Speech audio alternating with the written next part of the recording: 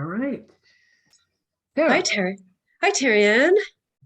Hey, Thank you so much Monica. for getting on with me today. And I've got a soul responsibility class coming up on the 12th of February, and I thought it would be really great for us to get on with the founder of Soul Responsibility, which is you, and to talk about what you went through or what you were going through, that this modality, or I don't know what I want to call it, but I don't even want to call it a technique, but you can maybe take it from there and maybe talk about it a little bit, your experience, where you were, and how soul responsibility came to be. Right. So, I've been doing energy work and different ways of um, figuring out what my conflicts are since I was a kid. And one of the things that I thought was really interesting in my life was the day I said, okay, the buck stops here with me, right? So whatever conflicts I have with my mom, it was with my mom, my poor mom, who, was always catalyzing me. And I was, arguing and rebelling and trying to figure things out. And one day I said, okay, it's got to be about me. This has to be about me.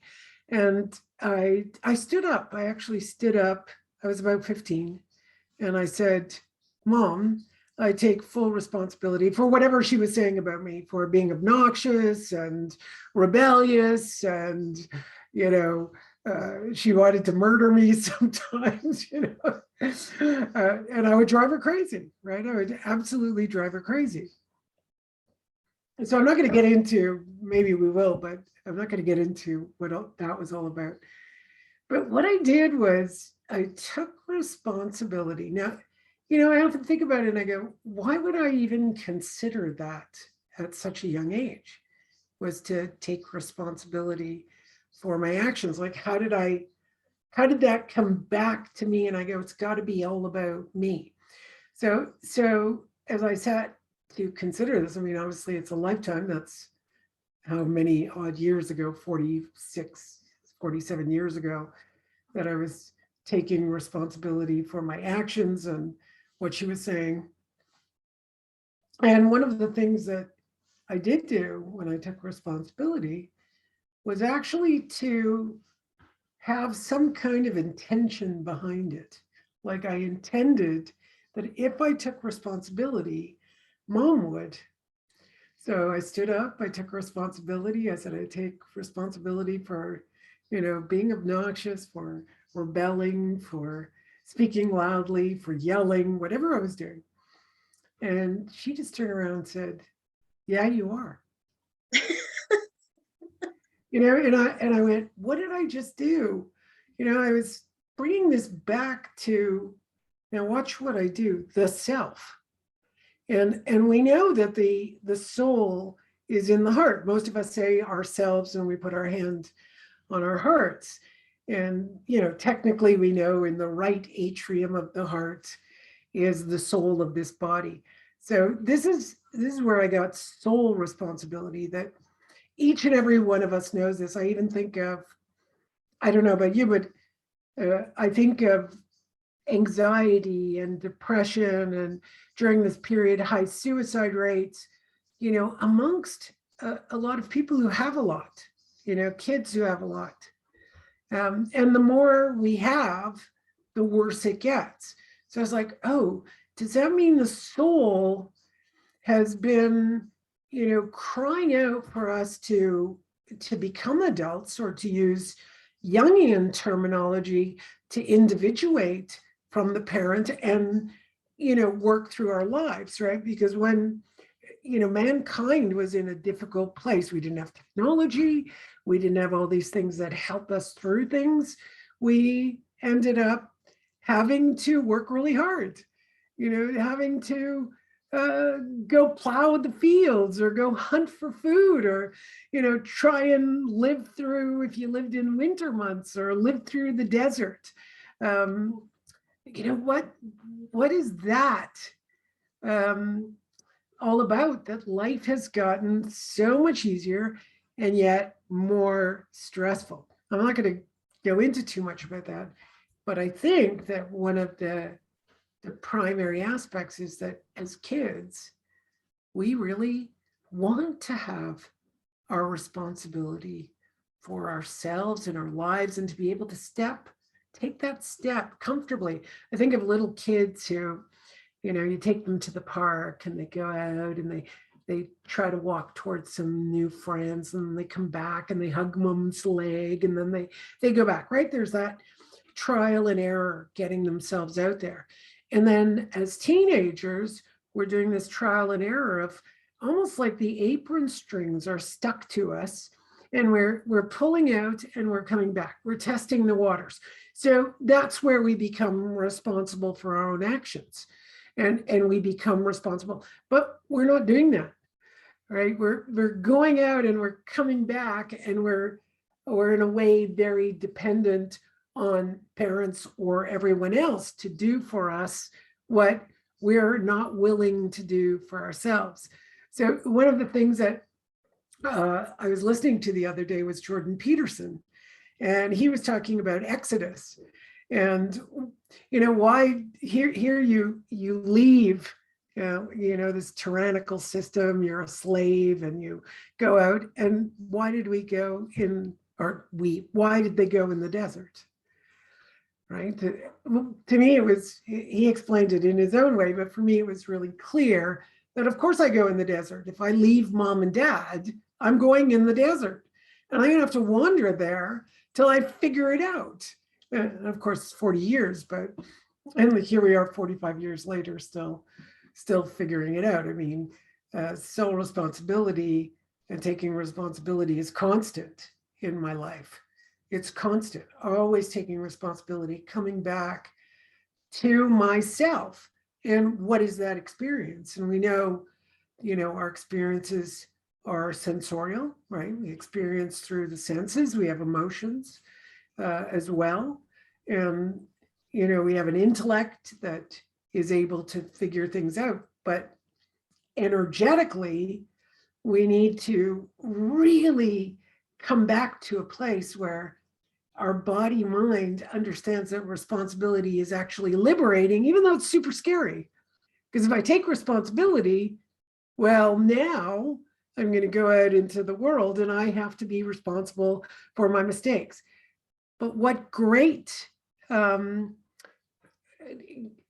think about going out in the desert, but in the end, God comes down and gives the commandments. Right. So you wander around as an adult, not really taking responsibility until you do. And then you experience the appropriate commandments that support the structure of life. We don't go that far in sole responsibility with words, but we do experience the effect of taking responsibility. Each moment that I deeply take responsibility for something happens. And that's the magic, right? We've had a lot of feedback. You've taught a class and done some work, and I've had, students write to me and tell me how powerful it was. And, many thanks for developing the work. I mean, we can go further with this work in so many ways, but just taking responsibility is a massive shift in your nervous system. It's a massive shift in your consciousness. It's very, very liberating. But so many people are afraid to do it, but you think it could be worse. You live under tyranny. Okay, I'm going to stay as an adult under my parents. This you hear all the time. I'm sure you hear it too, where someone says, they're 60 years old and they say, oh, my mom and dad did this to me or that to me, and I'm still working it through. Well, if you don't take responsibility, I don't care how much you work through something, until you're responsible for your experience, your role, your feelings, your emotions. Well, okay, well, now what do we do then? You're just going to be in mental masturbation kind of thing. I It's don't know. What's your experience? Yeah, I was just gonna say that Uh, the act of taking responsibility is, before, I would think about taking responsibility as a burden. I would think that it's something that's really difficult, or that it's all my fault. And therefore, if I am responsible, then I'm burdened with carrying the weight of everything. And it's actually my experience doing these courses and then moving into instructorship and teaching it. It's actually quite the opposite. It's completely the opposite. It's freeing and liberating and empowering, but not in that false strength, but a true, it's without the stickiness of I need to be strong. I'm just truly empowered from, I keep going here, I keep touching this part of my body from within. And you were talking about that magic moment, and there's no words to describe what happens, because I have no idea what happens, but something happens, and it's like magic. It ripples through my life, where it just changes everything somehow. Where What does it change? for me, it changed the whininess. For me, it shifted me in a deep way out of being dramatic. That was my thing. I'm, for many many years, I've got this big drama queen about me, and I thought that was about being emotional or being sensitive, but it was really over dramatizing. It was tiring, and it was exhausting me and everyone else around me. And so, what's soul responsibility? Like, I don't know about your experience, but if I'm whining about something or complaining, or you can see my hand moving now, right? Right. It's like I'm going to push on everybody else. Mm-hmm. You're responsible, and I'm not. Yes. You made Yes. me, and I'm not. It's like Exactly. as soon as you realize, oh, wait a minute, I'm not alone in this. It's not just, I'm not this bubble and somebody came and poked it, Right. and now I have to get them to stop poking it. Right? That's, I'm not in a bubble. I'm living with other people, and we're communicating. We're getting along together. But if I force someone to take responsibility for something I'm feeling, well, and that doesn't preclude that, if somebody actually hurts you, that's a very different thing. If somebody actually says a terrible thing to you, you can feel that reverberation through your body, you experience it, you go through it, but you also know it's not yours, but they did hurt you. Like, if somebody's angry with you, you can kind of look and go, wow, that has nothing to do with me.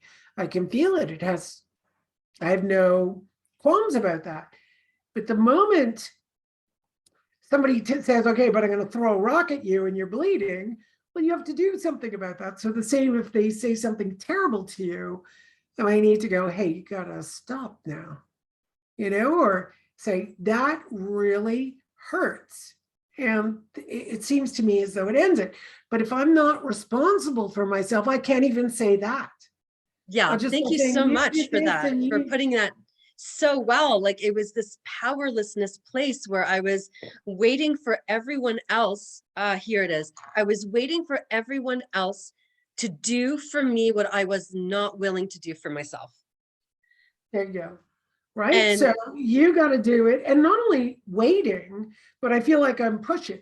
Right? When I wasn't responsible, like I told you the story about my mom, I'm taking responsibility, and at the same time I'm thinking, well, if I do, then she's going to do it, and I'm pushing her. And then she went, well, I'm not going to do that.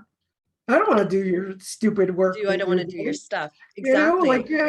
And then I went, oh, that really hit me. And I went, oh, she doesn't want to do it. So now she's really showing me that what I have said to myself, that it's all about me, it is all about me. And if she doesn't want to do it, or anyone doesn't want to do it, that's not my business. I can't make other people do things. So it's almost like, okay, I want to stop feeling like I'm a victim of you, and I want to stop feeling like I'm responsible for you, and I don't want to make you responsible for me. but I'm still a little bit hooked, right? So, Right. so this is really to support us to go, wait a minute. Like you said, there's an empowerment that comes from responsibility. There's this sense of, wow, I just released something and I feel, I would say that's becoming an adult. I can Right. step into my feet and go, oh, I don't need you to do anything. What's really interesting is that you're bringing up this, your mom and the relationship that you had with your mom when you were 15, and that conflict. For myself, what I've seen is that being responsible for myself, fully responsible for myself, has healed my relationship with my children. It's unburdened them where I'm not dumping my baggage onto them and expecting them to carry my weight. And it's really deeply healed relationships, especially with my older boys, my big guys, where when I was in my 20s having children, so baby having babies, I was so young. I was clueless and I had no idea. I knew that I was the common denominator, but I didn't really have the tools, or I just didn't know. And so it was 20 years of healing that I did through soul responsibility, and not necessarily with them, but just the fact that I'm taking responsibility for myself has shifted that whole that relationship with them, where before they didn't really want to hang out, or they didn't call, or they really stayed away. Quite honestly, the more I chased them, or I expected them, or I wanted them, that neediness, right? And that blame victim was in there, like, oh, but I'm your mom, and you should call your mom more often, why don't you give your mom a call, and all those sneaky ways of doing it. I stopped. It just all stopped. And I am get emotional sometimes, because my big guy who's in the army, when he came in for Christmas this year, he usually stays with my mother. This year he stayed with me. He, for the first time, stayed at home with me. And that is massive. That is really, really big. And, he would maybe go to my mom's to hang out with her for a little bit, but because he didn't have an extra bed anyway. But in the morning, first thing in the morning, he's coming over in his pajamas. And he's like, Mom, can you make me a cup of coffee? And I had the chance to really mother him in that nurturing, healthy mother way, and have a relationship with him that I didn't have before. And I really credit it to soul responsibility. It has shifted even the way that I parent my younger kids now. And I notice the difference with them. They're it's so different. I don't know how to put it into, like, to really, it's like an energetic feeling. It's an energetic shift that's happened in my parenting. Just say that because we do have the energy of the shift, but you're clearly stating what the changes are. Yeah. You're doing really well showing that, oh, I am now parenting, not maybe a tyranny over your kids, or Right. you have to, or need mommy. I mean, that's obviously gone. You Yes. should need mommy, and you should do these things for mommy, so mommy feels like a mommy. That seems to be gone, Yeah, it's right? gone. It's so interesting, where before I would force my kids to brush their teeth, or to get to bed for a certain time, or to eat, as if I know what's best for them, as if I know what their body is feeling, what their body needs. How can I possibly Okay, but know? what if people are listening now and saying, but kids have to brush their teeth? What would you say to that? Well, lead by example. Brush your teeth with them and show them how to brush their teeth. And then it's interesting. So I did this with my daughter. She refuses to brush her teeth, and she hates it. She doesn't like the feeling of it. She doesn't like it. And I'm like, that's fine. That's your choice. You cannot brush your teeth. but I can let you know what may happen if you don't brush your teeth. This could possibly happen. You have germs in your mouth, you have saliva, you sleep, you eat candies, you eat food, it piles up on your teeth, love. So if you don't brush it off, it could happen that your teeth could rot. So those are the only teeth that you have for your whole life. This is it. And then I know that if you don't have your teeth, your face drops. So your beautiful face will change. So she's listening. And I'm like, but it's your choice in the end if you want to go brush your teeth. I'm going to go brush my teeth now. So she's kind of stubborn. So she doesn't, but she'll sit with it for a little bit, and she just gets up and does it. Or sometimes she doesn't.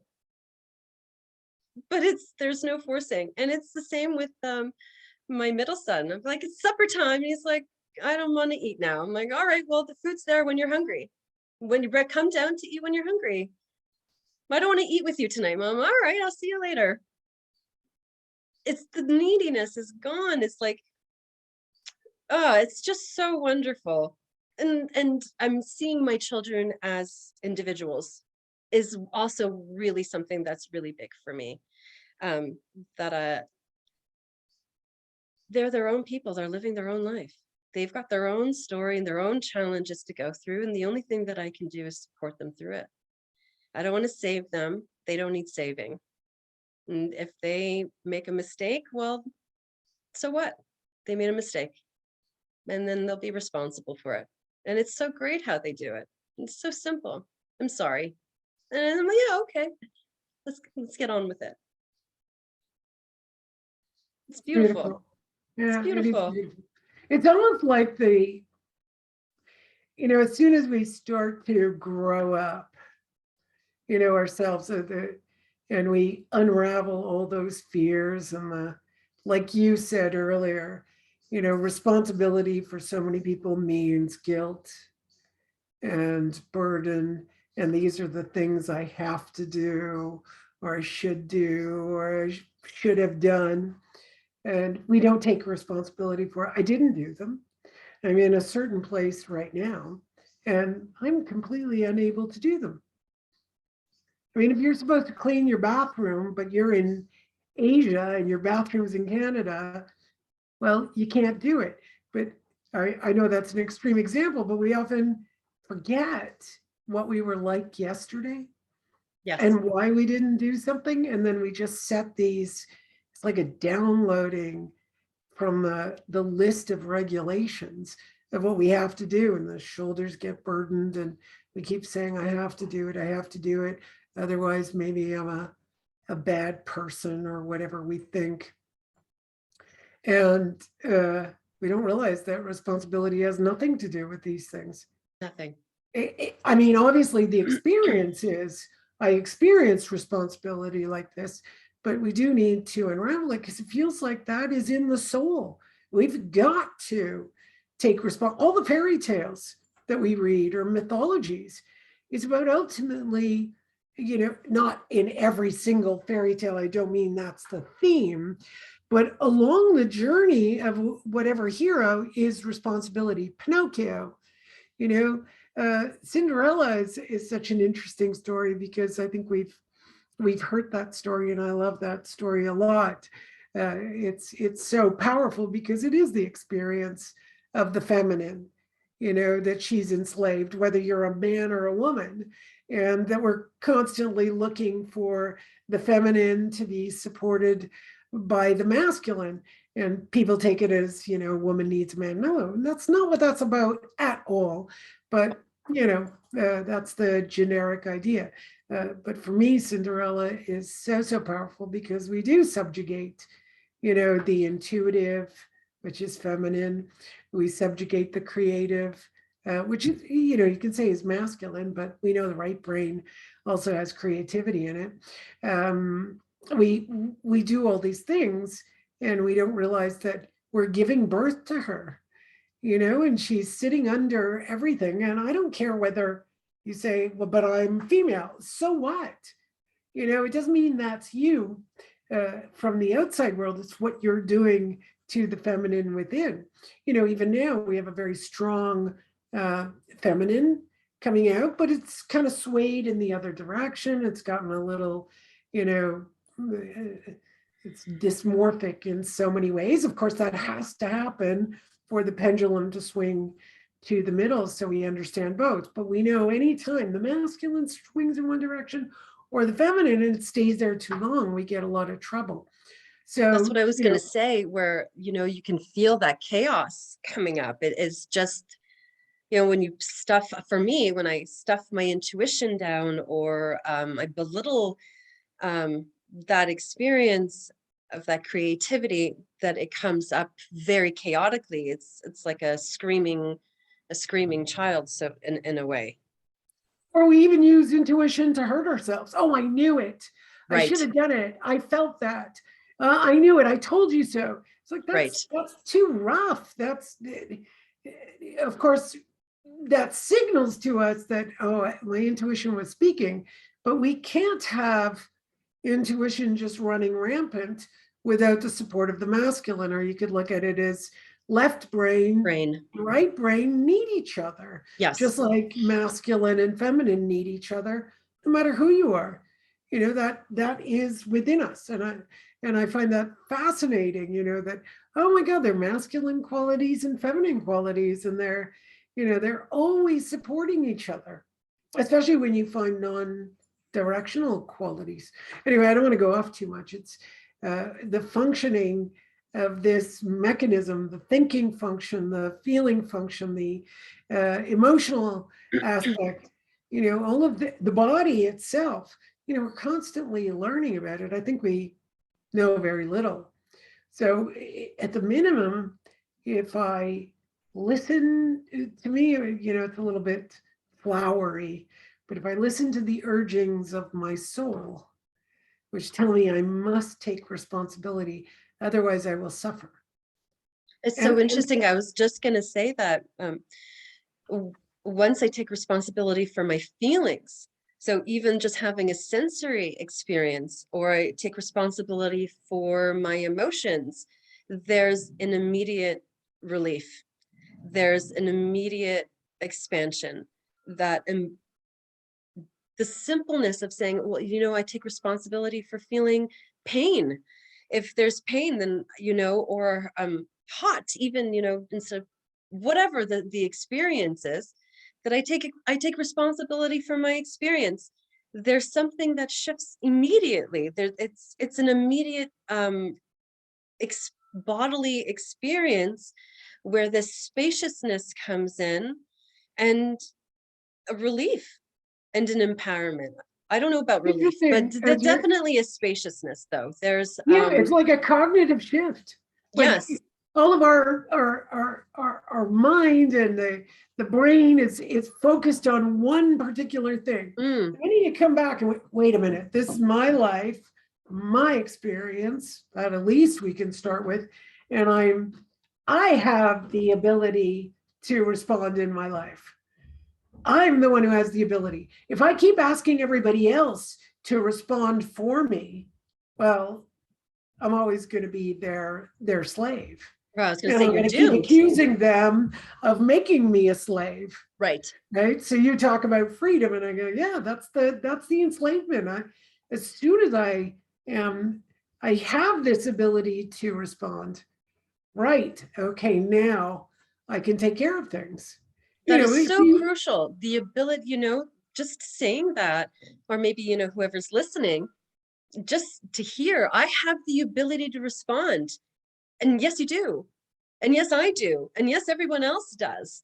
But sometimes I think that it's forgotten. Like, wait a minute, I do have the ability to respond, even just to say like that. It's under a cloud of all of our rules and regulations, and we're not responsible for our feelings. We're not responsible for our emotions. We're not responsible for our thoughts. We're not responsible for our body. We're not, forget the going off into chakras and energy systems, et cetera, et cetera. There's so many things going on. Like, there's two ways somebody can tell me about a planetary influence. So, in our work, we know that planets influence us, right? So let's say the moon is doing something, it's a full moon. I mean, bartenders know on a full moon, people act a little bit weird. They're stranger at the full moon. All right. It's affecting me, but I'm still responsible for how Responsible. I'm experiencing the moon. Yeah. And see, so I hear it two ways, like a full moon, I'm feeling stuff happening. What are my exercises I need to do to balance? Or maybe I just need to lay there and vibrate, or whatever it is that someone will do. That's very different from, well, it was the full moon. It was the full moon's fault. I couldn't do anything about it. The moon was impacting me and it's not my fault. And, people go crazy with the full moon and that's why it happened. And I'm just going to stay a victim to the moon every time the moon cycle changes every month. I'm nothing but a victim to the moon cycle.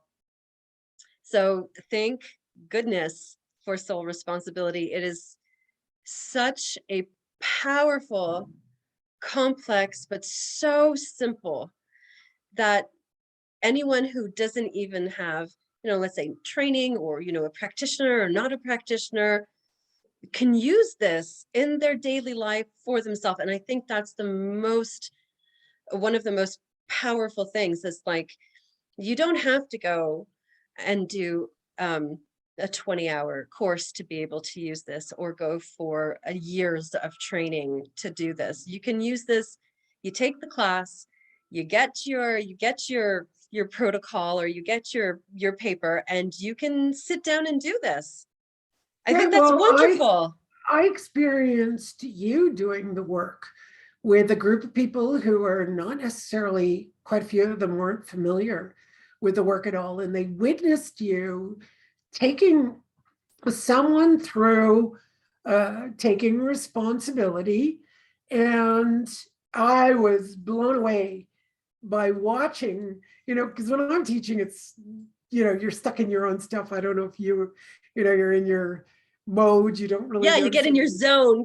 You get in your zone. Yeah, you get in your zone. And for me, being on the outside, watching you doing it, and then seeing the response from the people who did not do it, they were just experiencing someone else going through it, and the replies, like one of the gals, I think, said, that was just so powerful, I'm vibrating, et cetera, et cetera. And I found it really powerful just to watch you doing it, taking someone through, taking responsibility for all the things that they thought were burdens and thought they were, stuck in, and it was so complex. And just watching even the face of the person you led, I mean, it was like she was under a cloud. It was dark, it was contracted. And then when you came to the end, you led her right through, her face brightened right up. Of course, she started smiling as well. She was a completely different, from tears and contraction and, in that drama that you were talking about earlier, that both you and I can get. I don't do it anymore. I haven't had that moment for a long time, but boy, oh boy, I'm very familiar with it. I've seen it. I've watched myself do it. And, just seeing that trauma, and you just brought her through so gently, and she came out the other end almost like, what just happened to me? I don't even know what happened to me. I mean, I don't even know. She didn't actually say that, but it was like, I was here and now I'm here. And then everyone else was like, what just happened? We were in this really tense place and we came out the other end. Yeah, I remember that. It was really great because I remember one of the participants had so many questions. And that was, I was like, oh, do you have any more questions? He's like, I have no more questions. All of that mind masochism or mental, Wait a second, you meant questions beforehand and then at the end, yes, thank you. Okay, yes, she had a bunch of questions beforehand. And then I led through the process and I came back to her. She's like, I have no more questions. So it's so powerful. Group work is so incredibly powerful. It's so powerful. Yeah. You're there, so you relate on one level or another, whether you're cognizant or not. Even if it's not the same story, there's a relatedness. You can, Well, I I don't know. also think we forget the factor of being observed, Yes, being listened to. Like the process is I'm going to listen to you intently. yes, And not only am I listening to you, I'm writing it down. So not only do you have, let's say you were working one-on-one, do you have the practitioner observing, but you also have everyone else everyone observing. else observing. And I think we really, really underestimate the power of observation.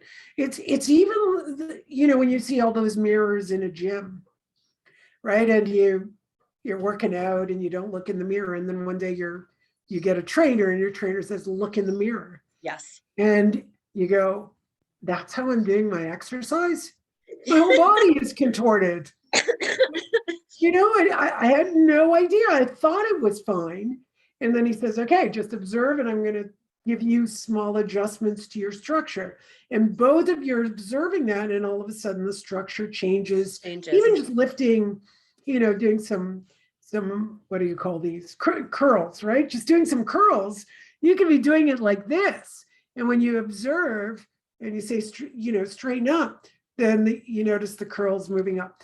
If you think just how powerful that is, well, what is happening in the nervous system? Because it's not just looking in the mirror and lifting your shoulders. Your nervous system is learning something new. Your nervous system is realigning to the exercise. It's knowing how to do this exercise properly without hurting yourself. I see so many people going, I can't do that because it hurts. Well, let me see you do it. Well, your posture is off. You're not taking a breath where you're relaxed. Maybe we need to go back to basics and just get you to take a breath. So imagine we're doing, the mind, body, feelings without going into a massive discussion in all our history of knowledge and, training that we've had. We're bringing it to the most simplistic form. I'm your observer and I'm listening to you intently. I'm listening to everything you're saying.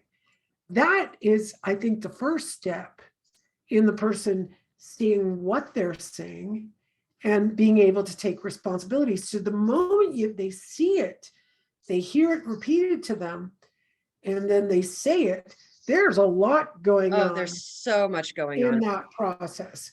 So when you say group, I notice if I work with one person or bring 5 on or bring 30 on, there's a massive difference. Massive. When I teach 50 students, there's more understanding than teaching, Yes. there's a critical mass number. You got 25 students, maybe you're going to get there. You got 50 students, it's even more. You got 100 students, even better. But when you have 12, it's catastrophic in so many ways because the individual's energy becomes stronger than the work that we're doing. So you need more people. That's not to say we, in our work here, we're slowly engaging to get more students as we realize how deep this work is. We have to state that it's relatively new, yet it's so old in my life. It's so ancient, and it's not the first time this has been brought to the forefront, but I don't think it was done in such a gentle way. No, right? There's some people who do radical responsibility, and even the title makes me pull away. That feels really yeah, it's like, what do you mean radical? No, this is I'm taking responsibility because that is my nature. It's my nature to take responsibility. I'm going to have to grow up, and I will have children. If you don't have children, I will have a job. I will have a home. I might have a garden, and I need to tend to it. I might have a plant. I might have an animal. These things need us to be an adult and take care of them. If I'm not an adult and something goes wrong in the house, it's like, oh no, a pipe burst. It's the previous owner's fault. Even though I've been living here for 20 years, it must be the previous owner's fault. It's like, what? What?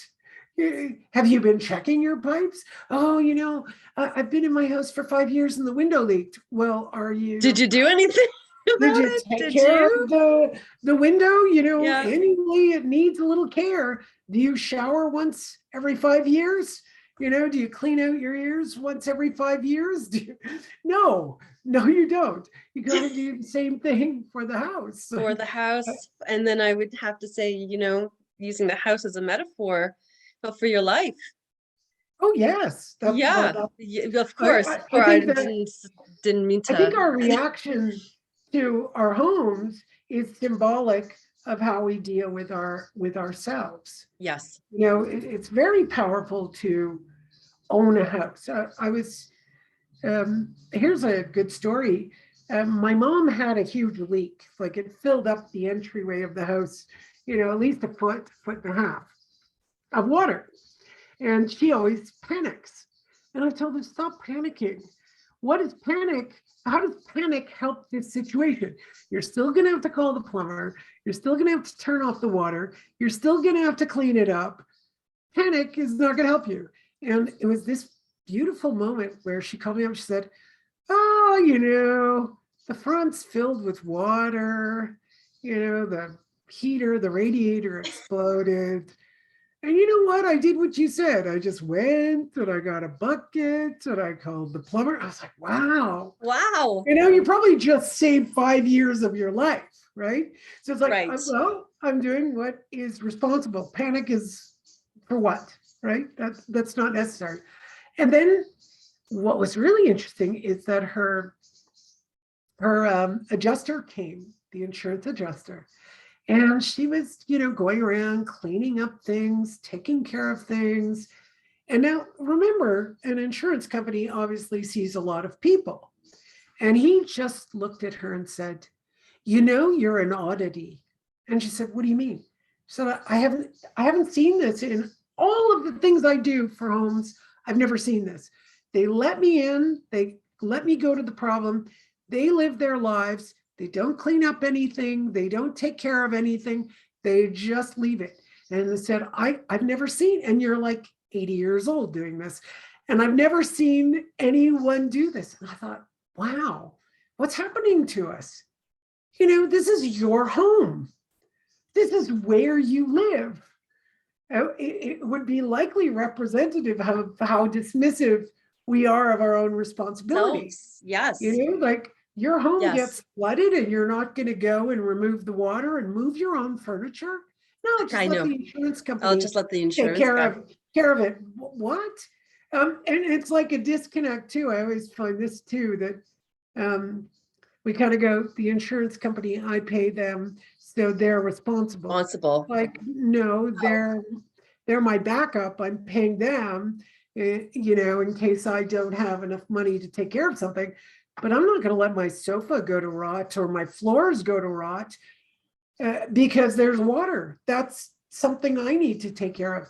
And it really impacted me what that person said, that insurance adjuster said. I thought, wow, that he is not seeing people care for their own property, what they're paying into.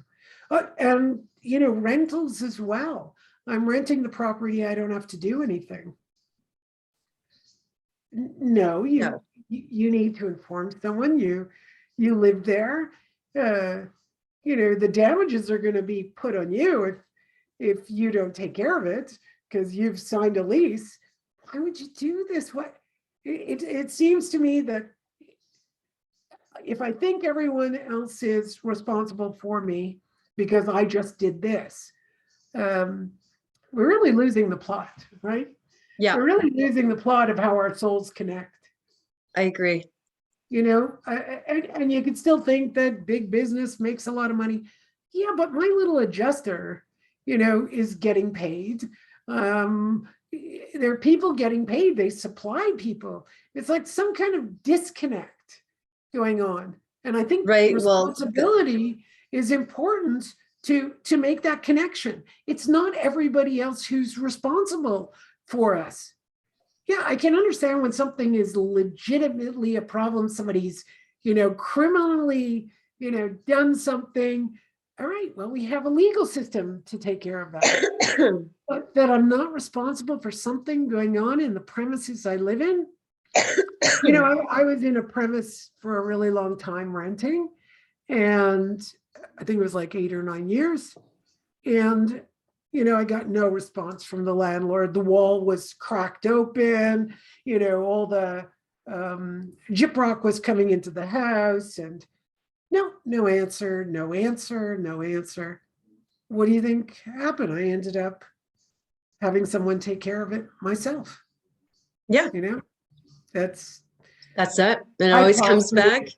I had to Comes plow. back to you, right? It all No, responsibility. It's I'm going to just sit there and feel bad about it. I no, mean, there's so many things you could do. You could photograph it. You can, you know, of fix it. You course. can send it to them. I mean, there's so many things. It's up to you to decide what the best course of action is. Right. So that's You what know, I was going to say, that, reconnecting to the soul, being fully responsible allows for a space of practical action.